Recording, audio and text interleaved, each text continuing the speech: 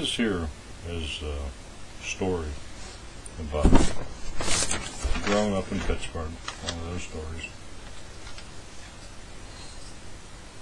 And grew up in what was later called an ethnic neighborhood. Yeah. So, whatever that was, a lot of people, I didn't think they were ethnic, I thought they were my neighbors. I don't mean to be silly, but my friend of mine who were Albanian, and that was unusual. Mainly Irish, Italian, some other odds and ends, but here we do. An English family here, French there, black down there, and one Albanian family. Actually, he was Albanian, I believe his wife was, probably Irish, I don't know. And, but the guy, he was a guy that liked kids, in this sense, that I was a kid, and he talked to me in a sort of straight-ahead fashion. He didn't talk to me like a kid. So he was an important person in my life, because, all the rest of the adults in the world talked to me like a kid. And I was a kid, and I'm not complaining about that. They were correct to talk to me as a child, because I was. But this guy was his nature. He talked to me like somebody that would remember. Not so much that he talked to me like an adult, but he talked to me as if that it was worth telling me a story that I would remember. It meant something. And so, I guess he was a good judge. Here I am. I've told this story more than once, not a lot, but enough. And I did remember.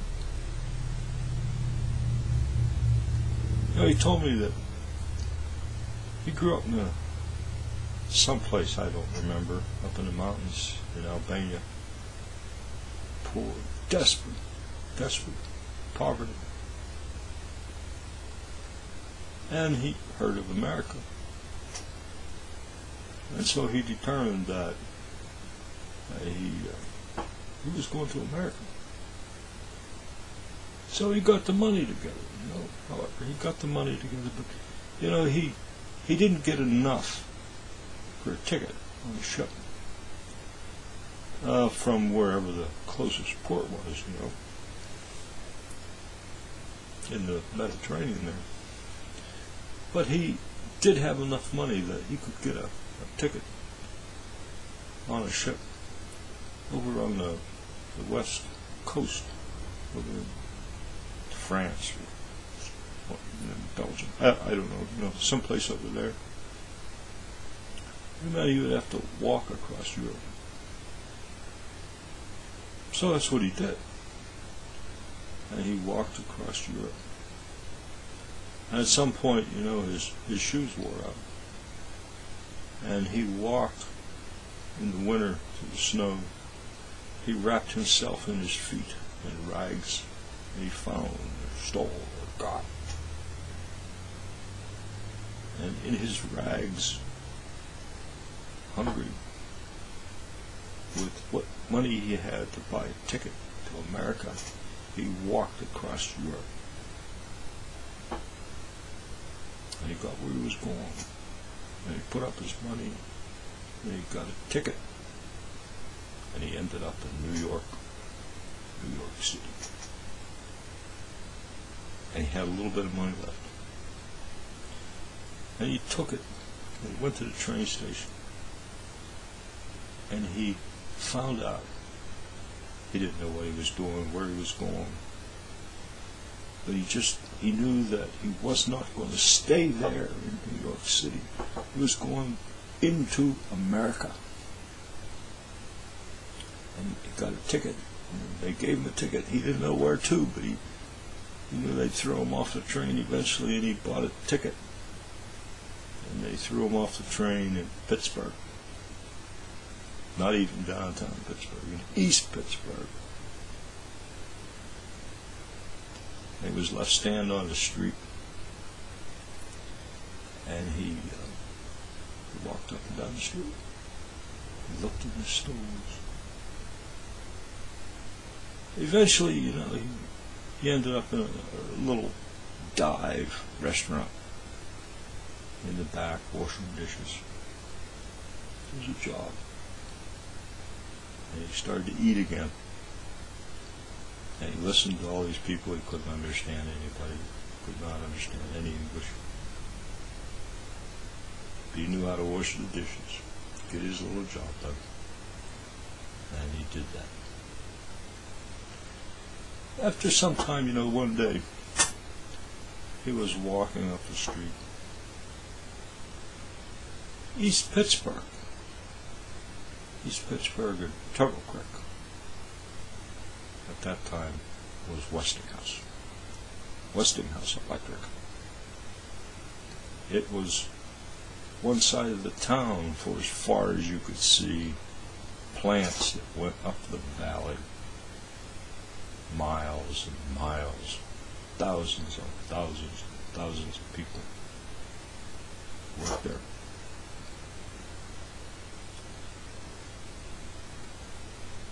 He didn't even know. Big plants, who knows? Has no idea what it is, what they do, what it's about. He's walking up the street, and he walks past one of the gates, goes into Westinghouse Electric, and a guy walked out and grabbed him and pulled him back inside the plant.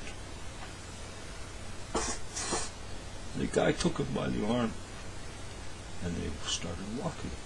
And they walked. And they walked. And they walked past unimaginable machinery and cranes and trains and whistles and sirens and thousands of people. And they walked and they walked. Walked a long time through this labyrinth of unimaginable, the business of industrial America. And they walked, and then they stopped. And the guy turned him, and he faced him. And this man, this boy from Albania, stood there and looked at this machine. This big thing, with wheels and stuff and levers and buttons, and the guy made the sign, "You stay here, stay here." He understood that. He stood there a long time. Nothing happened. After a while, some guy showed up. And the guy shows up, he comes down. Now this kid from Albania, he knew what English sounded like. He's living in America, he listens to English. This guy comes down. He talks to him. And the kid from Albania recognizes this guy's talking to him in Italian. Makes no sense. Why is this guy talking to him here in Italian? After a while, the guy leaves. He's standing there, he's waiting.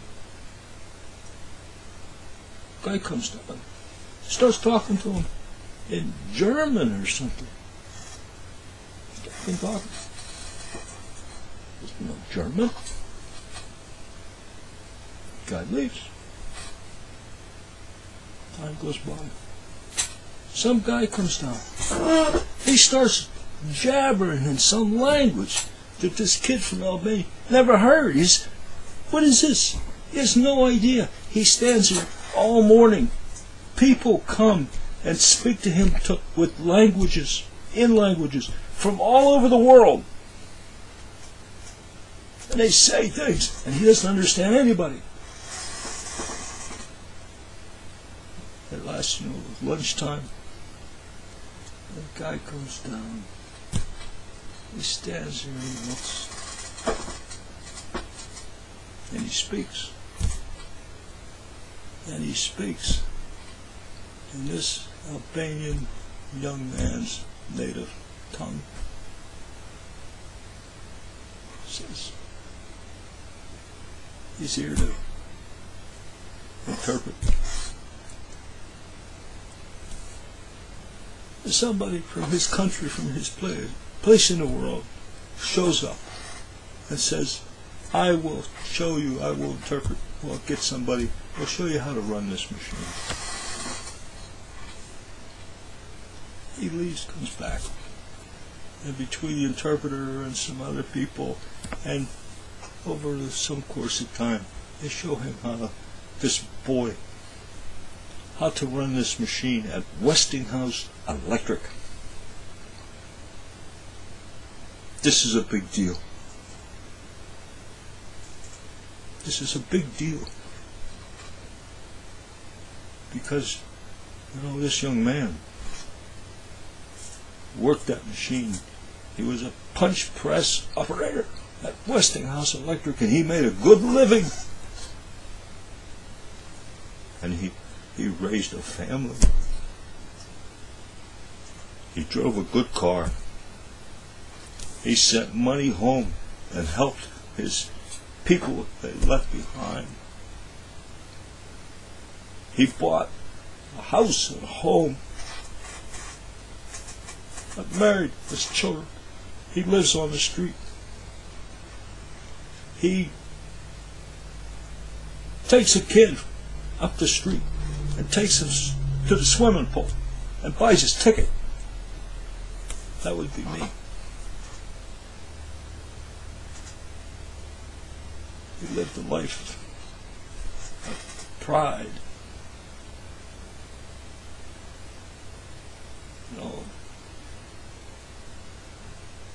From Pittsburgh, living in America. What a good thing. A good thing for poor people like me, like the guy from Albania.